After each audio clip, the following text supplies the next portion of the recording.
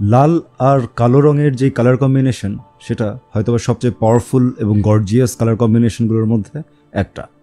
আমাদের চ্যানেলটার লোগোটাও লাল কালো, কিন্তু গত 15ই জুলাই 2024-এর পর যে লাল কালো আমাদের পুরো দেশ, সোশ্যাল মিডিয়া সবখানে ছেয়ে গেছে, সেই লাল কালো আমাদের হৃদয়ে রক্তক্ষরণ ঘটায়।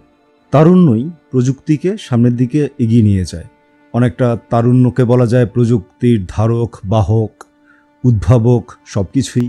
কিন্তু দেশের তারুণ্যের জীবন যখন অন্ধকারে ছেয়ে যায় আর রক্তে ভেসে যায়, তখন টেকনোলজির মতো এত ডাইনামিক একটা ইন্ডাস্ট্রি এই পুরো জাতির কাছেই অপ্রাসঙ্গিক হয়ে পড়ে।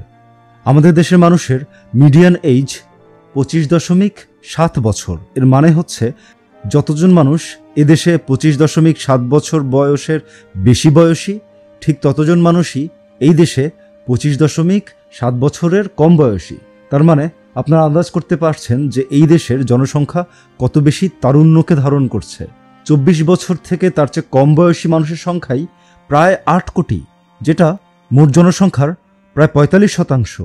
24 বছরের কম বয়সী যেই জনসংখ্যার অবস্থান, সেখানে আমরা পৃথিবীতে সপ্তম। আমাদের এই দেশে 15 থেকে 60 বছর বয়সী জনসংখ্যার পরিমাণে 68%-এর আশেপাশে। তার মানে কর্মক্ষম জনসংখ্যায় আমরা কতটা গিয়ে, তরুণদের যে আধিপত্য আমাদের এই জনসংখ্যায়, সেটাকে যদি আমরা অবদমিত করার চেষ্টা করি, তাহলে এর চেয়ে দুর্ভাগা জাতি হয়তো আর হয় না। কিন্তু সবশেষে 2 লক্ষ বছরেরও বেশি সময়ের মানব সভ্যতার ইতিহাসে তরুণদেরই জয় হয়েছে।